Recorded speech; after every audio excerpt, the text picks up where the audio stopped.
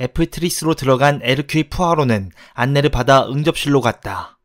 드레이크 부인이 곧 나올 거라고 했다. 현관을 지나갈 때 푸아로는 식당으로 보이는 문 뒤에서 웅성거리는 여자 목소리를 들었다. 푸아로는 응접실 창가로 가서 아름답고 보기 좋은 정원을 살펴보았다. 잘 꾸며져 있었고 열심히 가꾼 흔적이 보이는 깔끔한 정원이었다. 무성하게 우거진 가을 갯개미취가 나뭇가지에 단단히 묶여 아직도 생명을 이어가고 있었다. 국화도 아직까지 삶을 포기하지 않고 있었다. 겨울이 다가오는 것을 비웃기라도 하듯 아직도 지지 않은 장미 한두 송이도 보였다. 푸아로는 그 조경사가 처음에 이곳을 손본 흔적을 아직은 찾아낼 수 없었다. 모든 것이 세심하게 꾸며졌을 뿐 아니라 전통을 따르고 있었다. 푸아로는 드레이크 부인이 마이클 가필드보다 한 수 위가 아닐까 하는 의문이 들었다. 그는 자신의 매력을 펼쳐 보였으나 헛된 일이 되고 말았다. 그 정원은 지금까지 남아있는 훌륭한 교회 정원의 모든 특징을 보여주고 있었다. 문이 열렸다. 기다리시게 해서 죄송해요, 푸아로 씨. 드레이크 부인이 말했다. 여러 사람이 작별 인사를 하고 떠난 듯 현관 밖에서 웅성거리던 소리가 잦아들었다. 교회 크리스마스 축제 때문에요. 그리고 그 밖에 여러 가지 일들을 마련하기 위한 준비위원회 모임 같은 거죠. 그런 일이란 게 원래 예정보다 훨씬 길어지게 마련이잖아요. 항상 반대 의견을 내놓거나 좋은 생각이 있다고 말하는 사람들이 있잖아요. 그 좋은 생각이란 게 알고 보면 대부분 도저히 실현할 수 없는 것들이지만요. 드레이크 부인은 조금 비난하는 투로 말했다. 푸아로는 로이나 드레이크가 말도 안 된다며 딱 잘라 퇴짜 놓는 모습을 상상해 보았다. 그는 스펜스의 누이나 다른 사람들이 귀뜸해준 것과 여러 가지 소식통을 통해 그녀가 독불장군 유라는 것을 알 수 있었다. 모든 사람들이 그녀가 자기 식대로 일을 처리한다고 생각하지만 어느 누구도 그런 그녀를 좋아하지 않았다. 또한 푸아로는 로이나 드레이크처럼 꼼꼼한 성격을 그녀와 비슷한 나이 많은 친척이 좋아했을 리 없었다는 것도 알 수 있었다. 루엘린 스마이스 부인은 조카 부부 가까이에서 살려고 이곳에 왔고 그 아내는 재빨리 노부인의 일을 떠맡아 한 집에 살지 않는 범위 내에서 할 수 있는 만큼 그녀를 보살펴 주었다. 루엘린 스마이스 부인은 자신이 로이나에게 크게 신세를 지고 있었다는 것을 알고 있었지만 독불장군처럼 구는 데는 당연히 화가 났을 것이다. 이런, 이제야 다 갔군요. 뭘 도와드릴까요? 그 끔찍한 파티에 대해 더 아셔야 할 게 있나요? 두 번 다시 그런 파티 같은 건 하고 싶지 않지만 딱히 적당한 집이 없답니다. 올리버 부인은 아직도 주디스 버틀런에 있나요? 마지막으로 현관문 닫히는 소리를 듣고 로이나 드레이크가 말했다. 네, 한두 주일 뒤에 런던으로 돌아갈 겁니다. 그 전에는 올리버 부인을 만난 적이 없나요? 네, 그분 책을 좋아해요. 정말 훌륭한 작가로 인정받은 분이죠. 그럼요, 훌륭한 작가시죠. 틀림없어요. 정말 재미있는 분이시기도 하고요. 그분은 이 끔찍한 사건을 누가 저질렀는지 나름대로 생각하고 계신 게 있나요? 그렇지는 않은 것 같습니다. 부인은 어떻습니까?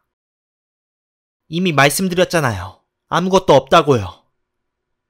말씀은 그렇게 하시지만 정말 좋은 생각을 가지고 있을 수도 있지 않습니까? 그냥 생각일 뿐이지 않습니까? 하다 만 것이라도 괜찮습니다. 있음직한 생각은 무엇이든 좋습니다. 왜 그렇게 생각하시는 거죠? 로이나 드레이크는 이상하다는 듯 푸아로를 쳐다보았다.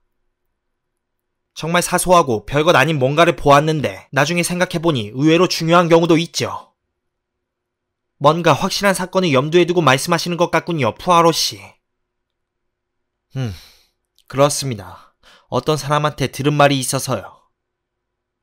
그랬군요. 그 사람이 누구죠? 휘테커 양입니다. 학교 교사이죠. 알아요. 엘리자베스 휘테커. 엘름스의 수학 교사 말씀이시죠. 휘테커 양도 파티에 왔었죠. 뭘 봤다던가요? 부인이 뭔가를 봤다는 게 아니라 봤는지도 모른다고 생각하는 것 같습니다. 드레이크 부인이 놀란 듯 고개를 저었다. 제가 뭘 봤다는 건지 모르겠네요. 장담할 수는 없지만요. 로이나 드레이크가 말했다. 꽃병과 관련된 일입니다. 꽃이 든 꽃병 말입니다. 푸아로가 말했다. 꽃병이요? 로이나 드레이크는 당황한 듯 했다. 그러고는 이내 눈썹을 폈다. 아, 맞아요. 이제 알겠어요. 그래요. 계단 모퉁이 탁자에 마른 잎과 국화가 꽂힌 커다란 꽃병이 있었죠. 정말 멋진 유리 꽃병이었어요. 결혼 선물로 받은 거였답니다. 잎사귀가 시들시들해 보였는데 한두 송이가 역시 그런 거예요. 현관을 지나가면서 그걸 봤죠. 파티가 끝날 무렵인가 그랬어요. 도대체 저게 왜 저런가 싶어 올라가 손가락을 넣어 보았더니 어떤 바보가 꽃만 꽂아놓고 꽃병에 물을 안 넣은 거예요. 그 순간 화가 치밀어 오르더군요. 그래서 꽃병을 화장실로 가지고 가 물을 채웠죠. 그런데 화장실에서 뭘 봤다는 거죠? 거기에는 아무도 없었어요. 확실해요. 좀 나이 많은 여자아이와 남자아이가 파티를 하다 말고 거기서 목을 껴안고 서로를 어루만지고 있었던 건 기억나요. 하지만 제가 꽃병을 들고 들어갔을 때는 분명 아무도 없었어요. 아니, 그런 게 아닙니다. 뜻밖의 일이 있었다더군요. 부인이 들고 있던 꽃병이 바닥에 떨어져 깨져버렸다고요. 푸아로가 말했다. 아, 그래요. 산산조각이 나고 말았죠. 말씀드렸듯이 결혼 선물이었던 데다 커다란 가을꽃 묶음도 거뜬히 꽂은 만큼 묵직한 꽃병이라 속상했어요. 정말 바보 같은 짓을 한 거죠. 손가락이 말을 안 들었어요. 손에서 미끄러지더니 현관 밖에 떨어져 와장창 깨져버렸어요.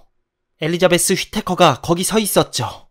깨진 유리 조각을 줍고 사람들이 밟을까봐 구석으로 쓸어 모으는 일을 도와주었어요. 나중에 치우려고 커다란 괴종식의 옆 구석에 그냥 밀어놓았죠. 로이나는 호기심에 찬 눈길로 푸아로를 쳐다보았다. 그 일을 말씀하시는 건가요? 그렇습니다. 휘테커 양은 부인이 어쩌다 꽃병을 깨뜨렸는지 모르겠다고 하더군요. 부인이 뭔가를 보고 놀라 그런 거라고 생각하고 있습니다. 제가 놀랐다고요? 로이나 드레이크는 푸아로를 쳐다보더니 얼굴을 찌푸리며 생각해보려고 애썼다. 아니에요. 아무리 생각해도 아니에요. 저는 놀라지 않았어요. 가끔 나도 모르게 들고 있던 물건이 미끄러져 떨어질 때가 있잖아요. 설거지 할 때도 그렇고요. 아마 피곤해서 그랬을 거예요. 파티 준비니 진행이니 뭐니 해서 정말 피곤했거든요. 파티는 정말 순조롭게 진행되었죠. 피곤하면 자기도 모르게 서투른 짓을 하잖아요. 그냥 그런 거죠 뭐. 어떤 걸 보고 놀란 건 아니었다는 말인가요? 뭔가 예기치 못한 걸 보지도 않았고요. 봤다고요? 어디서요? 그 아래 현관에서요? 현관에는 아무도 없었어요. 모두 스냅드래곤을 하느라 현관이 텅 비어 있었죠. 물론 휘테커 양은 빼고요. 현관으로 내려가서 휘테커 양이 도와주러 올 때까지 그녀가 거기 있었는지도 몰랐어요. 서재 문을 나가는 사람을 못 봤습니까? 서재 문이라. 무슨 말씀을 하시는지 알겠어요. 그래요. 제가 볼 수도 있었겠네요. 로이나는 한참 뜸을 들이더니 흔들리지 않는 눈빛으로 푸아로를 똑바로 쳐다보았다. 서재에서 나온 사람은 없었어요. 아무도요. 푸아로는 이상한 생각이 들었다. 말하는 투로보아 그녀가 사실대로 말하고 있다는 생각이 들지 않았다. 문이 조금 열려 있어서 그 안에 있던 누군가의 모습을 어렴풋이 보았는지도 모른다. 어쨌든 푸아로는 그녀가 분명 뭔가를 보았다는 생각이 들었다. 그러나 로이나는 딱 잘라 말했다. 푸아로는 그녀가 왜 그렇게 확고하게 말했는지 궁금했다. 단 한순간도 그런 짓을 저지를 사람이라고는 믿고 싶지 않은 누군가를 문 저편에서 보았기 때문일까? 푸아로는 그녀가 아끼는 사람이거나 보호해주고 싶은 사람일 가능성이 크다고 생각했다. 이제 막 유년기를 지난 아이. 조금 전에 끔찍한 일을 저질러 놓고도 자신이 무슨 짓을 저질렀는지도 모른다고 생각한 어떤 아이였는지도 모른다. 푸아로는 드레이크 부인이 까다롭긴 하지만 정직한 사람이라고 생각했다. 종종 치안판사 역할을 하기도 하고 여러 가지 모임이나 자선단체를 운영하며 흔히 말하는 선행을 즐기는 그런 여자들과 비슷했다. 정상 참작을 지나치게 믿는 여자들, 그러니까 사춘기 소년이나 지적 장애아 소녀, 이미 감호 중에 있는 어린 범죄자들을 위해 순식간에 어떤 변명거리를 희한하게 잘도 만들어내는 여자들 말이다. 그런 사람이 서재에서 나오는 걸 보고 로이나 드레이크의 보호 본능이 솟아났을 수도 있다는 생각이 들었다. 요즘 시대의 어린아이들도 범죄를 저지른다는 것은 누구나 알고 있는 사실이다. 7살이나 8, 9살쯤 된 아이들이 소년 심판소에 들어오면 타고난 것으로 보이는 이 어린 범죄자들을 어떻게 해야 할지 모를 때가 많다. 결손 가정이나 아이들에게 관심 없고 자격이 없는 부모 밑에서 자랐다는 등 그런 아이들을 위해 온갖 핑곗거리와 변명거리들을 만들어야 했다. 가장 적극적으로 그들을 대변해주고 온갖 변명을 끌어다 주는 것은 대개 로이나 드레이크 같은 사람들이었다.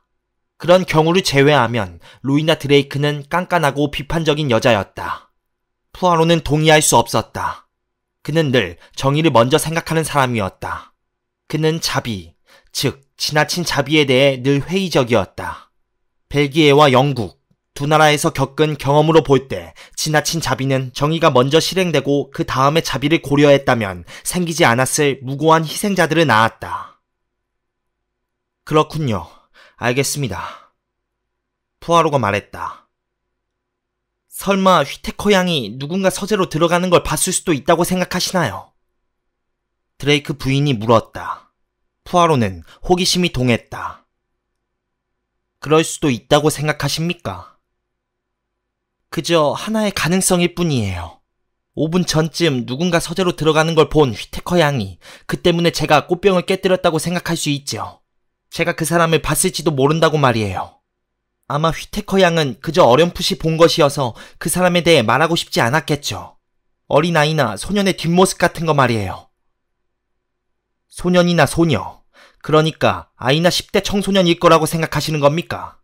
꼬집어 말할 수는 없지만 그런 사람이 범죄를 저질렀을 가능성이 크다고 생각하시는 거죠.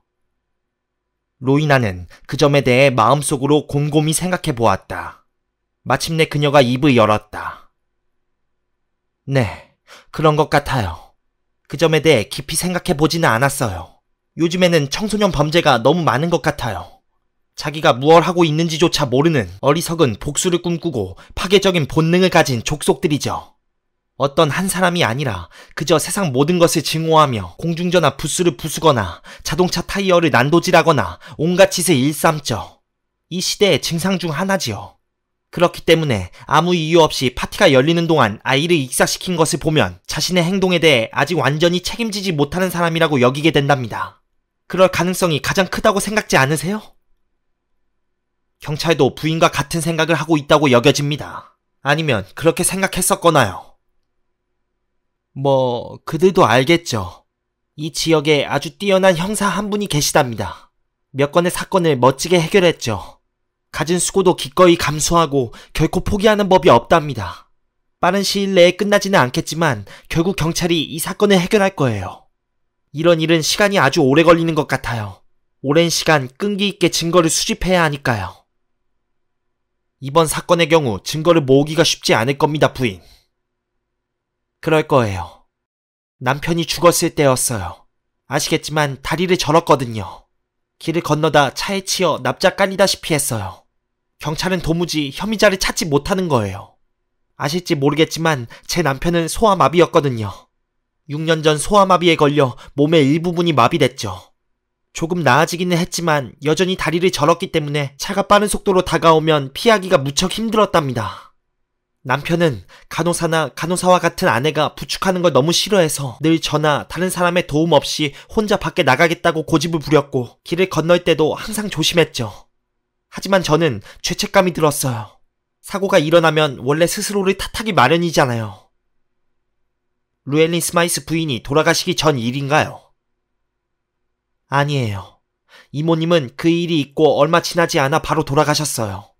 나쁜 일은 한꺼번에 닥치는 것 같아요. 그렇지 않나요? 정말 그렇습니다. 경찰은 남편을 친 차량을 찾지 못했습니까? 그래스호퍼 마크 7이었던 것 같아요. 도로를 달리는 차세대 중 한 대가 그 차이죠. 그때는 그랬어요. 가장 대중적인 차라고 하더군요. 경찰은 매드체스터 시장에서 도난당한 차라고 했어요. 그곳 주차장에서요. 차 주인은 매드체스터에서 씨앗 가게를 하는 워터하우스라는 노인이었어요. 워터하우스 씨는 천천히 조심스럽게 운전하는 사람이었어요. 그 사고를 낸 사람은 아니었죠. 무책임한 젊은이들이 제멋대로 차를 몰다가 사고를 낸 게 틀림없었어요. 그렇게 경솔하고 아무 감정 없는 젊은이들은 지금보다 훨씬 더 가혹한 벌로 다스려야 해요. 장기 징역형을 선고해야겠죠. 벌금형에다 너그러운 일가 친척이 그 벌금을 대신 내주면 자기 잘못을 깨닫지 못하니까요. 한 가지 기억해야 할 게 있어요. 삶에서 성공할 기회를 잡으려면 청년기의 학업을 계속해야 한다는 사실 말이에요. 로이나 드레이크가 말했다. 교육의 성우라는 말이 있더군요. 들은 말이에요. 상당한 영향력을 가진 학계 인사들이 그러더군요. 푸아로가 말했다. 그런 사람들은 청소년이라거나 가정 환경이 열악하다거나 결손 가정 출신이라고 해서 특별히 봐주지 않을 거예요. 부인은 그런 아이나 청소년들에게 징역형 말고 다른 처분이 필요하다고 생각하십니까? 개선할 수 있는 적절한 치료가 필요하죠. 로이나 드레이크가 단호하게 대답했다. 그러니까 또 다른 오래된 속담이 생각나는군요. 돼지 기로는 비단 주머니를 만들지 못한다. 사람의 운명은 그의 목에 휘감겨 있다는 격언을 믿지 않으시나요? 매우 의심스러운 표정을 짓고 있는 드레이크 부인은 기분이 조금 상한 듯 했다. 이슬람 속담이죠. 푸아로의 말을 듣고도 드레이크 부인은 심드렁해 보였다. 저는 말이죠. 중동 사람의 생각을 우리의 생각인 것처럼 받아들이거나 우리의 이상이라고 말하지 않았으면 해요. 푸아로가 서둘러 말을 이었다. 사실은 사실로 받아들여야 합니다. 그리고 현대 생물학자들, 그러니까 서구의 생물학자들이 강력하게 주장한 사실이 있습니다. 바로 사람의 행동이 근원적으로 유전자 구성에 달렸다는 겁니다. 24살의 살인자는 2살이나 서너 살 때도 살인자의 본성이 잠재되어 있었다는 뜻이죠. 물론 천재 수학자나 천재 음악가도 마찬가지고요. 우리는 지금 살인자에 대해 이야기하고 있는 게 아니에요. 제 남편은 사고로 죽었어요. 분별이 없는 성격 파탄자가 일으킨 사고로요. 소년이든 젊은이든 아무 생각 없이 살아왔다면 그것에 대해 수치심을 느끼고 다른 사람을 배려할 의무가 있다는 것을 깨닫도록 그들을 교화할 수 있잖아요. 일부러 저지르려고 한 게 아니라 다만 부주의해서 범죄를 저지르는 일은 없지 않겠어요. 그래서 부인은 그 사건이 일부러 저지른 범죄가 아니라고 확신하시는 겁니까? 정말 이상하군요. 경찰이 그런 가능성을 심각하게 고려해봤다고 생각하지 않아요. 저 역시 그렇고요. 그건 사고였어요. 저뿐 아니라 여러 사람의 삶의 양식을 바꿔놓은 비극적인 사고요. 드레이크 부인은 조금 놀란 것 같았다. 지금 살인자에 대해 이야기하는 게 아니라고 하셨죠. 하지만 조이스의 경우는 살인이 맞습니다. 그건 사고가 아닙니다. 범행을 저지르려고 마음먹은 범인이 그 아이의 머리를 물속에 쳐박고 죽을 때까지 꽉 누르고 있었습니다. 고의적으로 그런 겁니다. 알고 있어요. 정말 끔찍한 일이에요. 그건 생각조차, 기억조차 하기 싫어요. 드레이크 부인은 일어나더니 불안하게 이리저리 움직였다. 푸아로는 지치지도 않고 계속 밀어붙였다. 그 점에서 우리에게는 여전히 선택의 여지가 있습니다. 사건의 동기를 찾아야 한다는 겁니다. 그런 범죄에 무슨 동기가 있겠어요? 부인 말씀은 살인을 즐기는 정신 이상자가 그랬다는 건가요? 어리고 미숙한 아이들만 골라 죽이는 사람 말입니다. 그런 사건들이 일어나고 있잖아요. 근본적인 원인을 밝혀내기 힘들죠. 정신과 의사들조차 의견이 분분한 실정이고요. 더 간단한 이유가 있는데도 받아들이지 않으시는군요. 드레이크 부인은 당황한 듯 보였다. 더 간단하다고요? 정신 이상자가 아닌 누군가가 범인이라는 말입니다. 정신과 의사들의 의견이 분분한 사건이 아니라는 뜻이죠. 그저 자신의 안전을 위해 저지른 사건이죠. 안전을 위해서라고요? 푸아로 씨의 말은... 그날 조이스는 죽기 몇 시간 전에 살인을 목격한 적이 있다고 말했습니다. 조이스는 정말 너무 생각이 없는 어린 여자아이예요. 미안한 말이지만 늘 거짓말을 일삼았다고요. 드레이크 부인이 나직한 목소리로 확고하게 말했다. 모두 한결같이 그렇게 말하더군요. 나는 모든 사람들이 그렇다고 하는 건 틀림없다고 믿기 시작했습니다. 푸아로는 한숨을 쉬며 덧붙였다. 대개는 그렇죠. 푸아로는 지금까지와는 다른 태도로 일어섰다. 죄송합니다, 부인. 정말 별 관련 없는 일로 부인을 괴롭힌 것 같군요. 하지만 휘테커 양이 해준 말로 볼 때 왜 휘테커 양한테서 더 많은 것을 알아보지 않는 거죠? 그 말씀은... 휘테커 양은 교사예요. 가르치는 아이들 중에 푸아로 씨 표현대로 가능성 있는 아이를 찾는데 저보다 낫지 않겠어요? 드레이크 부인은 잠시 생각에 잠겼다. 에물린 양도 있고요. 교장 선생님 말씀이십니까? 푸아로는 놀란 표정을 지었다. 네, 에물린 양은 사물을 꿰뚫어 볼 줄 아는 사람이에요. 타고난 심리학자라고 할 수 있죠. 저한테 조이스를 죽인 범인에 관해 하다만 생각이라도 없느냐고 물어보셨죠. 에물린 양이라면 그런 게 있을지도 몰라요. 그거 참 흥미롭군요. 증거를 가지고 있다는 게 아니에요. 그냥 에물린 양이 알지도 모른다는 것뿐이에요.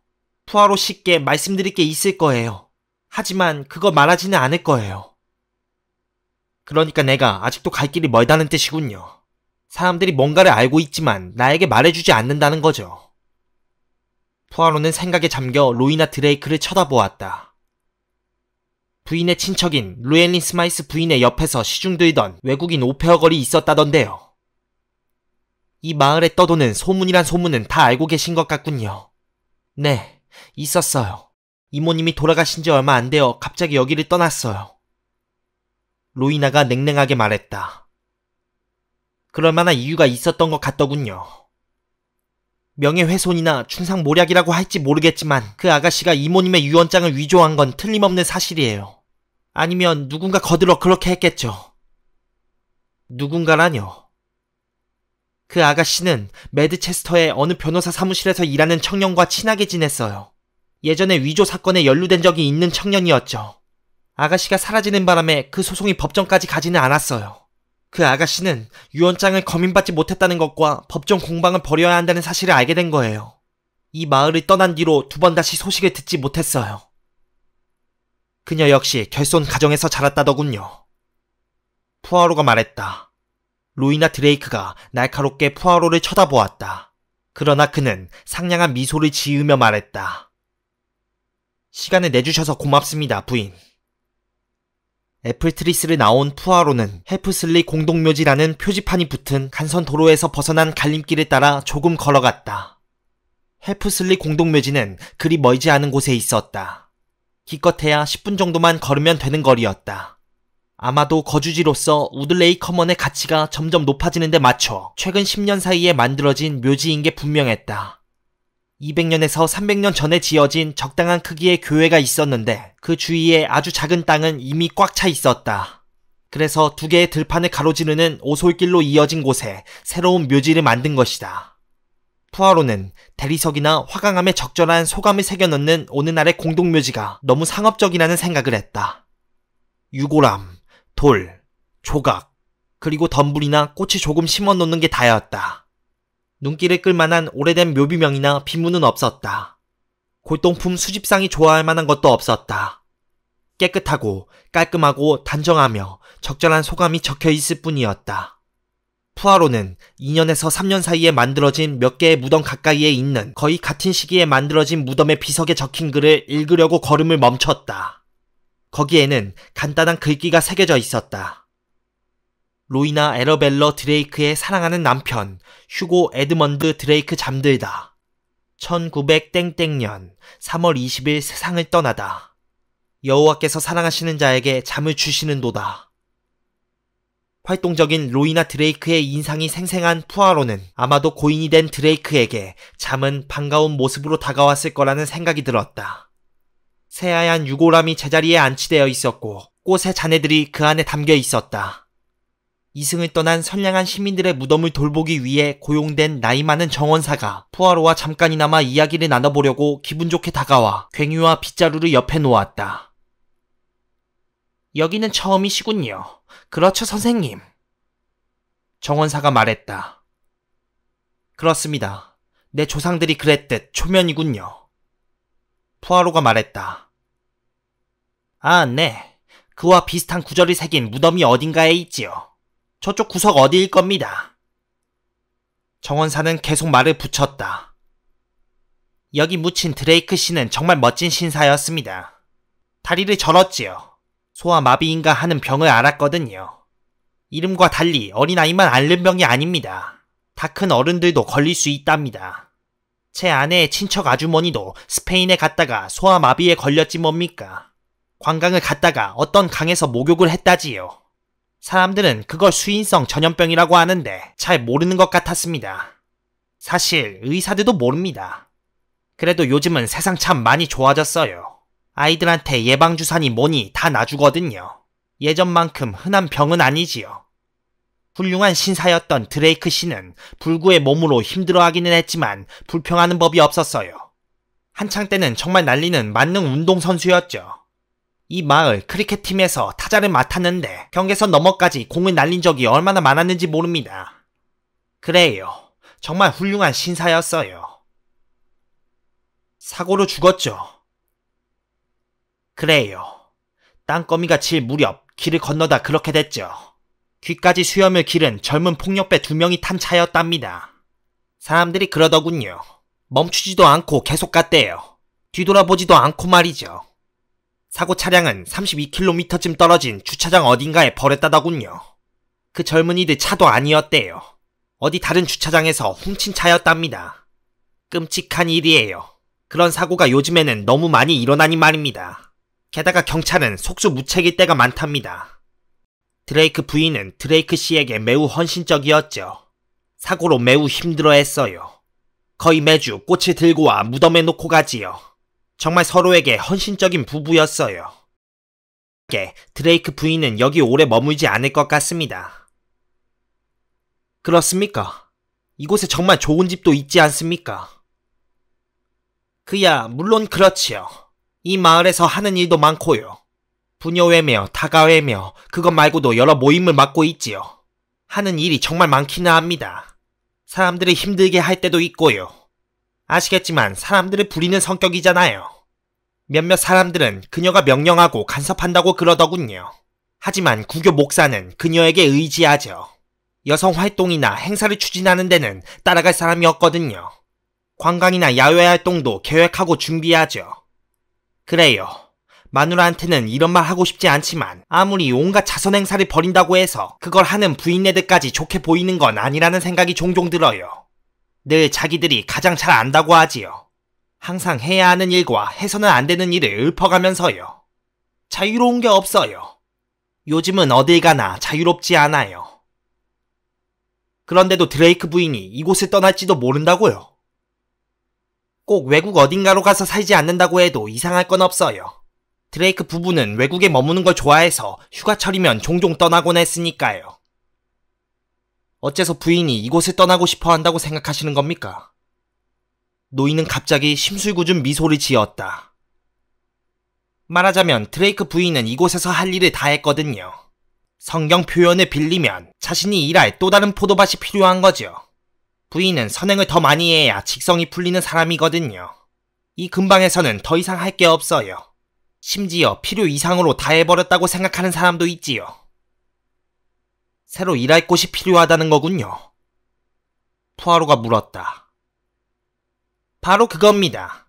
많은 것들을 바로잡고 많은 사람들 위에 군림할 수 있는 또 다른 곳으로 옮겨 자리를 잡는 게 낫죠. 드레이크 부인은 이곳에서 자기가 원하는 대로 우리를 이끌었고 이제 더 이상 할 일이 없게 된 겁니다. 그렇겠군요. 푸아로가 말했다. 이제는 돌볼 남편조차 없으니까요. 드레이크 부인은 꽤 오랫동안 남편을 정성껏 돌봤답니다. 그녀에게는 그것이 삶의 목적인 셈이었죠. 남편을 돌보고 바깥일을 하면서 항상 바쁘게 살았지요. 더구나 스라에 자식도 없지 않습니까? 그러니 다른 곳에 가서 처음부터 새로운 삶을 살 거라는 생각이 들더군요. 일리 있는 말이군요. 그렇다면 드레이크 부인은 어디로 갈까요? 그건 잘 모르겠습니다. 리비에라 어디쯤 아닐까요? 아니면 스페인이나 포르투갈, 그리스도 많이 가잖아요. 언젠가 부인이 그리스 섬에 대해 말하더군요. 버틀러 부인도 그리스 여행을 다녀온 적이 있지요. 그리스가 아니라 헬레닉이라고 하던데 더 끔찍하게 들리더군요. 푸아로가 슬며시 미소 지었다. 그리스 섬이라. 부인을 좋아하십니까? 푸아로가 중얼거리더니 물었다. 드레이크 부인 말입니까? 딱히 좋아한다고는 말씀 못 드리겠네요. 좋은 여자이기는 합니다. 이웃 사람으로서 자신의 의무를 다하죠. 하지만 자신의 의무를 다하려면 많은 이웃이 필요해요. 그러니 실제로 사람들은 항상 자신의 의무를 다하는 사람을 좋아하지 않아요. 내가 누구보다도 잘 아는 장미 가지치는 법에 대해서도 이러쿵저러쿵 말이 많다니까요. 그리고 늘 새로운 품종의 야채를 키워보라고 잔소리를 해대죠. 나한테는 양배추 하나면 충분한데도요. 푸아로가 미소 지으며 말했다. 이제 가봐야겠습니다. 혹시 니콜래스 랜섬과 데스먼드 홀랜드가 어디 사는지 아십니까? 교회를 지나 왼쪽으로 세 번째 집이에요. 브랜드 부인 집에서 하숙을 하는데 매일 매드체스터 기술학교에 공부하러 다닌답니다. 지금쯤이면 집에 있을 거예요. 그는 흥미롭다는 눈빛으로 푸아로를 바라보았다. 그쪽으로 생각하고 계시는군요. 그렇죠. 같은 생각을 하는 사람이 있답니다. 아닙니다. 나는 아직 어떤 생각도 하지 않았습니다. 하지만 그 자리에 있었던 사람들이어서 그뿐입니다. 인사를 하고 걸어 나오면서 푸아로는 생각했다. 거기 있었던 사람들 중에 거의 마지막 순서까지 왔군.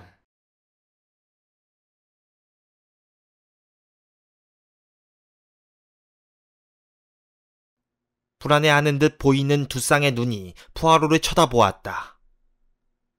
무슨 말을 더 해야 하는지 모르겠네요. 저희 둘 다 이미 경찰 조사를 받았거든요. 한 소년을 바라보던 푸아로의 시선이 다른 소년에게로 옮겨갔다. 그들은 스스로를 소년이라고 생각하지 않을 것이다. 행동거지가 신중한 것이 어른 같았다. 너무 어른 같아서 눈을 감고 들어보면 나이 지긋한 사교 모임 회원들이 이야기하는 것으로 착각할 정도였다. 니컬러스는 18살이었고 데스먼드는 16살이었다. 미안하지만 어떤 일에 참가했던 사람들을 조사하는 중이란다. 헬로윈 파티가 아니라 그 파티를 준비했던 사람들 말이야. 너희 둘 다 파티 준비를 거둔 걸로 알고 있는데. 네, 그랬어요. 지금까지 나는 청소부들을 조사했고 경찰의 의견도 들어봤단다. 그리고 처음에 시신을 검시했던 의사와도 이야기를 나눴고 거기 있었던 학교 선생님과 교장 선생님, 비탄에 빠진 가족 친지들도 만나보았지. 이 마을에 떠도는 소문들도 대부분 들었단다. 그나저나 이곳에 마녀가 산다던데. 그와 마주보고 있던 두 소년이 소리내어 웃었다. 굿바디 부인 말씀이시죠? 네, 파티에서 마녀 역할을 맡았어요.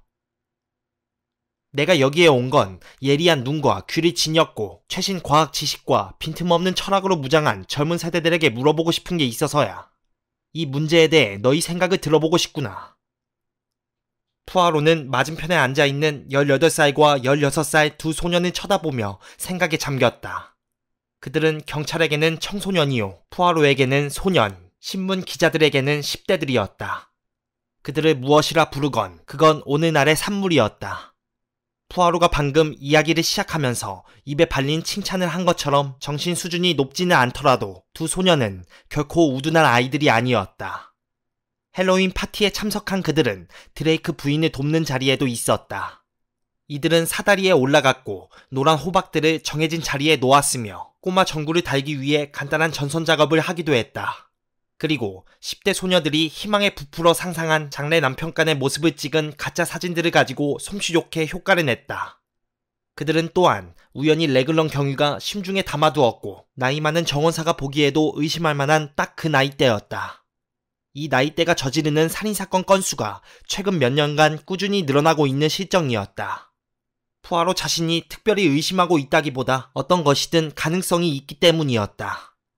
2년에서 3년 전에 일어난 살인사건도 12살이나 14살짜리가 저질렀을지도 모른다. 요즘 신문에서 흔히 접할 수 있는 사건 아닌가. 이 모든 가능성을 염두에 둔 푸아로는 우선 그들을 칸막이 뒤로 몰아넣고 자신의 방식으로 그들의 외모, 옷차림, 태도, 목소리를 평가하는 데 집중했다.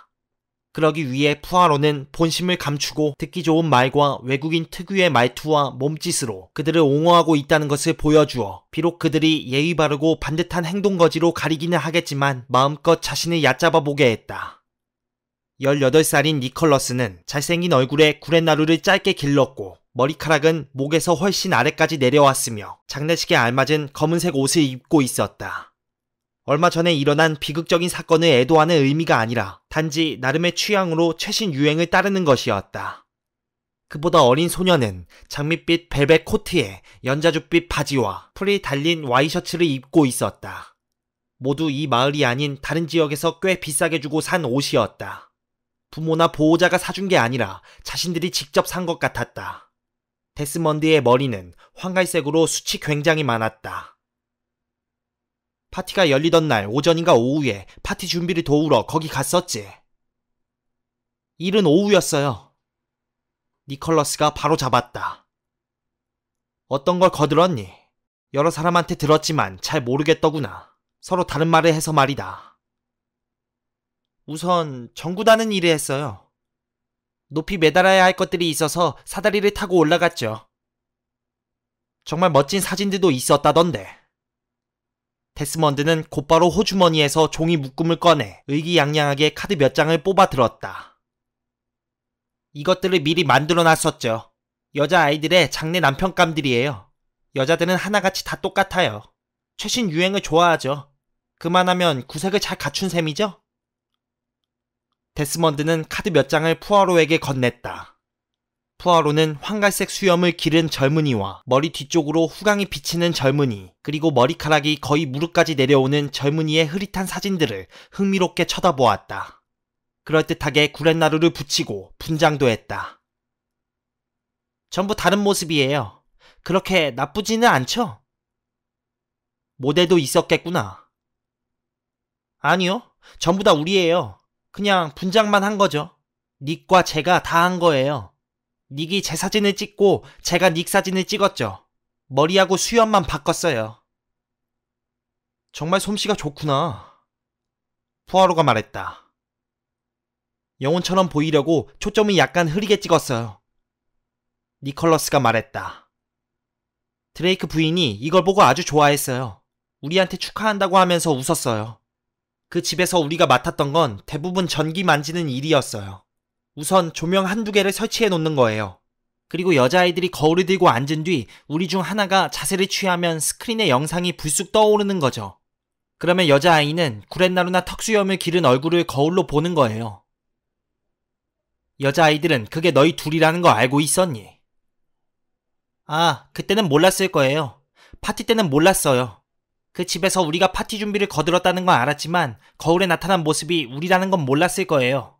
썩 똑똑하지 않은 아이들이죠. 게다가 우리의 모습을 바꾸려고 그 자리에서 분장을 하기도 했어요.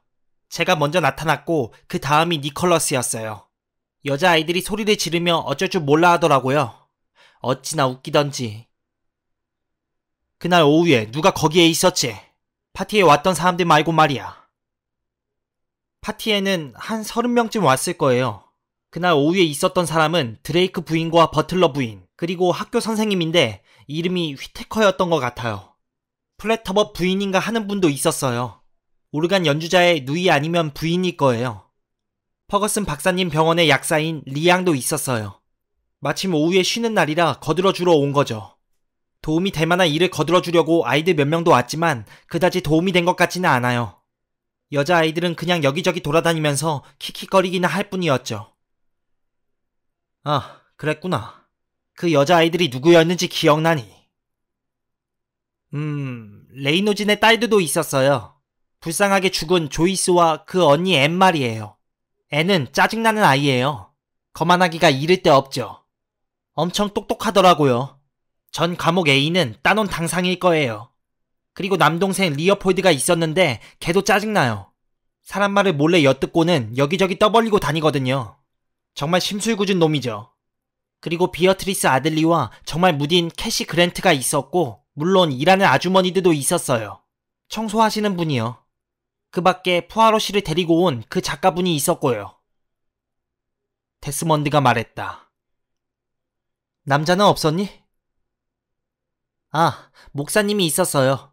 좀 둔한 면이 있기는 하지만 좋은 분이에요. 그리고 새로운 부목사님이 있었고요. 긴장하면 말을 더듬어요. 여기 온 지 오래되지는 않았어요. 생각나는 건 그게 다예요. 그리고 그 자리에서 조이스가 살인을 목격한 적이 있다고 말했고. 저는 못 들었어요. 걔가 그런 말을 했어요? 데스먼드가 말했다. 아, 사람들이 그러더라고요. 하지만 저도 못 들었어요. 그때 저는 그 방에 없었던 것 같아요. 걔가 어디 있었죠? 그러니까 언제 그 말을 했죠? 니콜러스가 말했다. 응접실이란다. 그럼 특별한 일을 하지 않는 한 대부분 거기 있었겠네요. 물론 닉과 저는 여자아이들이 장례 남편감을 거울로 보게 될 방에 있었지요. 전선을 설치하거나 뭐 그런 일을 하면서요. 아니면 밖에 나가 사다리를 타고 올라가 꼬마 전구를 달고 있었겠죠. 한두 번 응접실에 가서 전구를 넣을 수 있도록 속을 파낸 호박 한두 개를 매달기도 했지만 그런 얘기는 못 들었어요. 형은 어때? 데스먼드가 말했다. 나도 마찬가지야. 조이스가 정말 살인을 목격한 적이 있다고 했어요? 그게 사실이라면 정말 재미있겠는데 그렇지 않아요? 닉이 조금 흥미로운 듯 말했다. 뭐가 재미있다는 거야? 데스먼드가 물었다. 그렇다면 그건 초감각적 지각이잖아. 그렇지 않아? 네가 거기 있어. 그 애는 살인사건을 목격하고 1시간 뒤에 살해되었어. 그렇다면 그 애는 일종의 환영을 본 거잖아. 생각을 좀 해보게 만드는데 최근 어느 실험에서 전극을 경정맥에 꽂으면 환상을 볼 수 있다고 했잖아. 어딘가에서 읽었어. 그건 초감각적 지각 같은 거하고는 별 상관이 없어. 각각 다른 방에 앉아있는 사람들이 한 패의 카드나 사각형과 기하학적인 무늬로 그려진 단어를 쳐다보고 있는 거잖아. 하지만 제대로 맞힌 사람은 단 한 명도 없어. 거의 그래. 데스먼드가 비웃듯이 말했다. 고차원적인 과학에 대해 토론하는 것을 조금도 듣고 싶지 않았던 푸아로가 끼어들었다. 너희가 기억하는 한 너희가 그 집에 있는 동안 불길하다거나 특별히 의미 있는 일은 일어나지 않았다는 거구나. 다른 사람은 알아차리지 못했지만 너희 눈에는 띌만한 일도 없었니? 니콜러스와 데스먼드는 중요한 사건을 기억해내려고 머리를 쥐어짜듯 얼굴을 잔뜩 찡그렸다. 없었어요. 그저 떠들고 물건을 제자리에 놓고 파티를 준비한 것밖에 없었어요. 따로 생각해본 건 없니?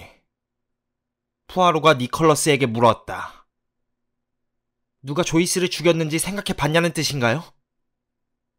그래, 순전히 심리학적으로 의심해 볼 만한 뭔가 눈에 띈 게 있는가 말이야. 무슨 말씀이신지 알겠어요. 그런 게 있을지도 모르겠네요. 내 생각에는 휘테커 선생님 같아. 니콜러스가 생각에 몰두하는 것을 방해하며 데스먼드가 끼어들었다. 학교 선생님 말이니? 푸아로가 물었다. 네, 진짜 나이 많은 노처녀예요. 성욕에 굶주린 여자죠. 온통 여자들에 둘러싸여 가르치는 일만 하고 있으니 오죽하겠어요. 1년인가 2년 전에 목이 줄려 죽은 선생님 기억하시죠? 사람들 말이 그 선생님이 좀 이상하댔어요. 레즈비언이었지? 다 안다는 투로 니콜러스가 말했다. 놀랄 일도 아니야. 죽은 선생님과 한 집에 살았던 노라 엠브로즈 선생님 기억나? 죽은 선생님 얼굴이 못생긴 편은 아니었거든. 남자친구가 한두 명 있었는데 사람들이 말하는 거 듣고 그 사실을 안 노라 엠브로즈 선생님이 머리 꼭대기까지 화가 난 거야. 죽은 선생님이 미혼모라고 말한 사람도 있었어. 몸이 아프다며 2학기 쉬었다가 복귀했거든. 그런 일은 별의별 소문이 다 떠돌잖아. 어쨌든 휘테커 선생님은 그날 오전에 주로 응접실에 있었어. 조이스가 하는 말을 들었는지도 몰라. 그리고 그걸 마음에 담아두고 있었을지도 모르지. 그렇지 않아? 생각해봐. 휘테커 선생님이 몇 살쯤인 것 같니? 40 몇 살? 아마 50살이 다 됐을걸? 여자들은 그 나이쯤 되면 좀 이상해지고 그러잖아. 니콜러스가 말했다. 소년들은 주인이 가져오라고 한 쓸모있는 물건을 물어다 준 개마냥 만족스러운 표정으로 푸아로를 쳐다보았다. 휘테커 선생님이 정말 이상한 여자라면 에물린 선생님도 알고 있을 거예요. 학교에서 일어나는 일을 그 선생님이 모를 리가 없으니까요. 그렇다면 말했겠지? 의리를 지키고 보호해줘야 한다고 생각했을 거야. 아니야. 에물린 선생님이 그럴 리가 없어. 에물린 선생님이 휘테커 선생님의 정신이 온전하지 못하다고 생각했다면 그 학교 학생들 대부분이 벌써 죽임을 당했을걸? 부목사님은 어때? 그 사람이라면 조금 이상한 데가 있어. 원재니 뭐니 하는 것하고 물과 사과 같은 걸 생각해봐. 나한테 좋은 생각이 났어. 그 사람이 조금 돌았다고 하자. 여기 온 지 얼마 되지 않았으니까 그 사람에 대해 아는 사람이 없어. 그가 생각해낸 게 스냅드래곤이라고 하자. 바로 지옥불이지. 불꽃이 너울너울 타오르는 지옥불 말이야. 그런 다음 조이스를 붙잡고 이렇게 말하는 거야. 나랑 같이 가자. 보여줄 게 있어.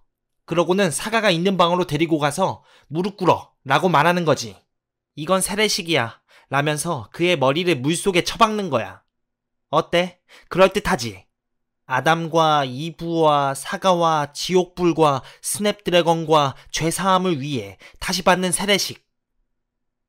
데스먼드가 기대를 품고 말했다. 그 전에 조이스에게 자기 음부를 드러내 보였을지도 몰라. 이런 일에는 항상 성과 관련된 요인이 숨어 있거든. 니콜러스가 기대에 부푼 목소리로 말했다. 소년들은 둘 다 만족스러운 얼굴로 푸아로를 쳐다보았다. 그래, 너희는 정말 생각해 볼 거리를 주는구나. 푸아로가 말했다.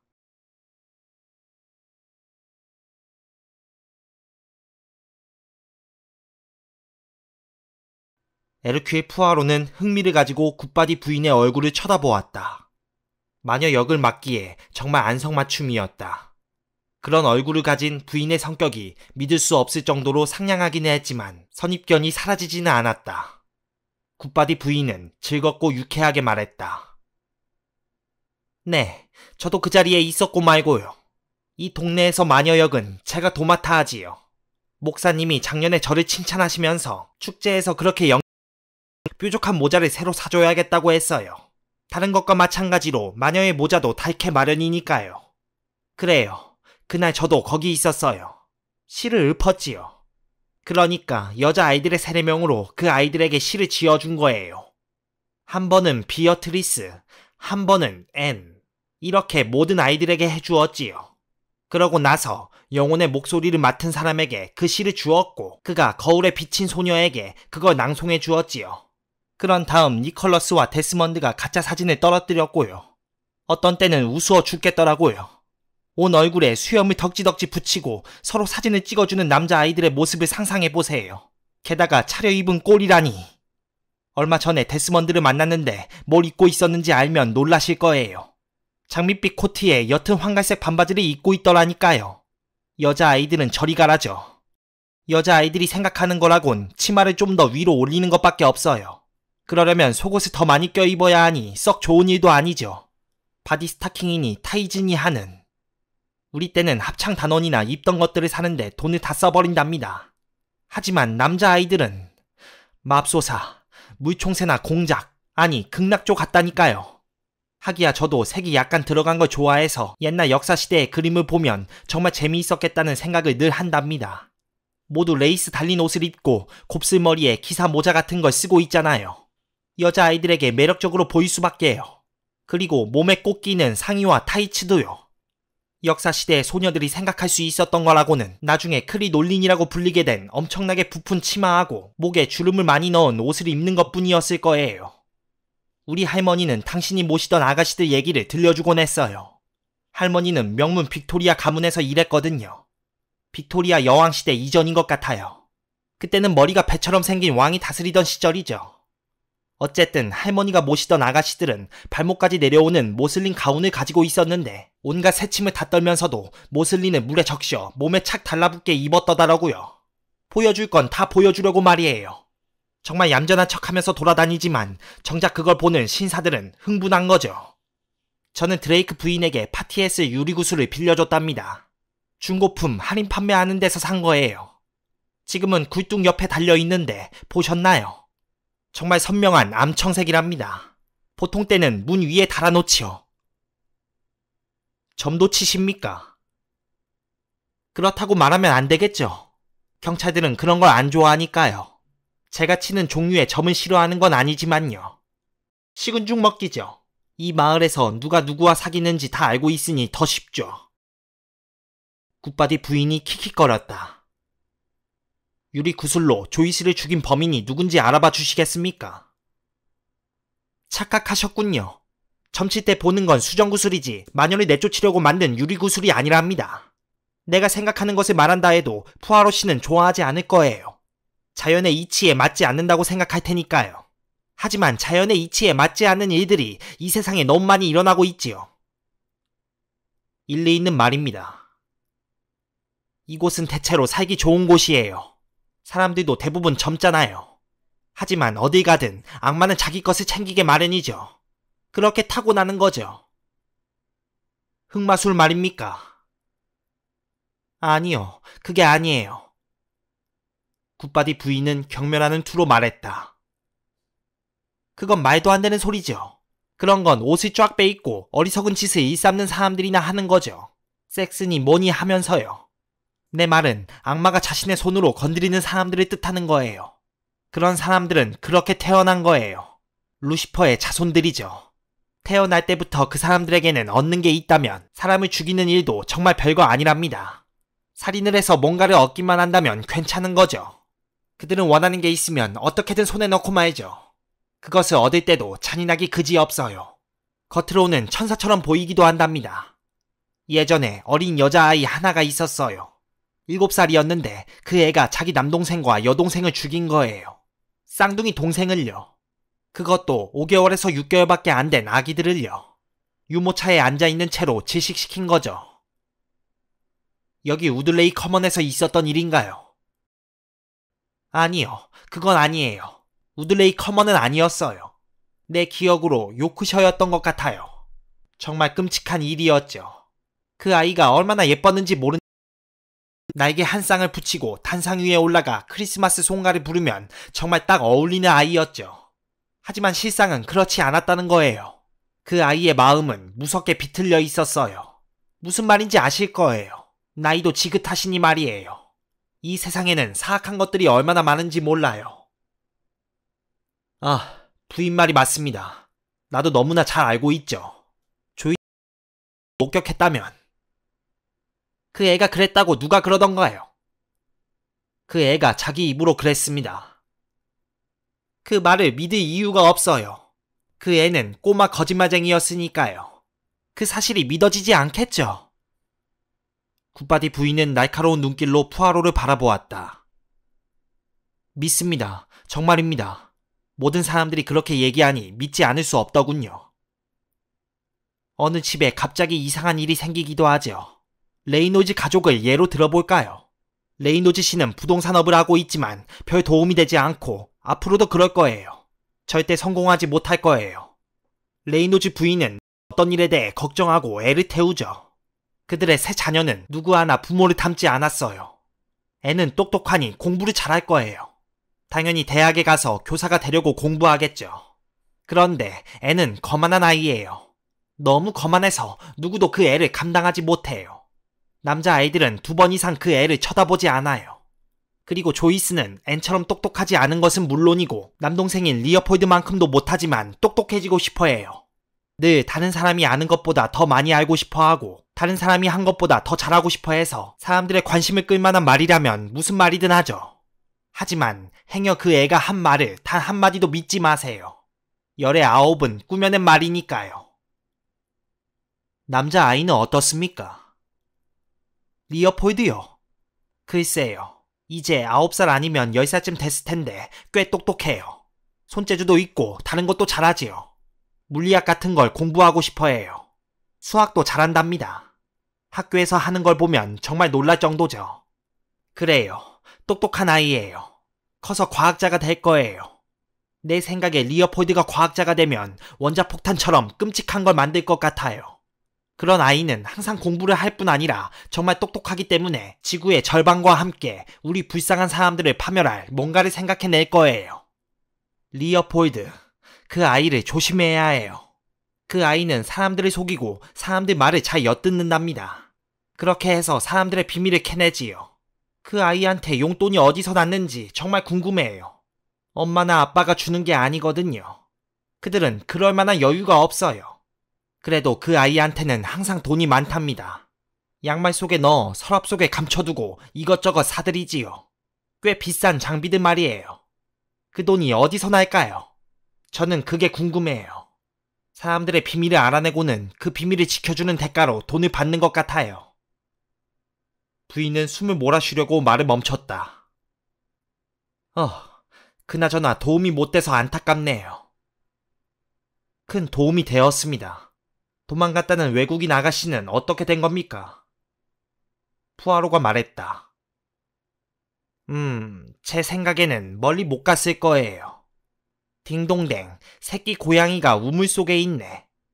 어쨌든 제 생각은 그래요.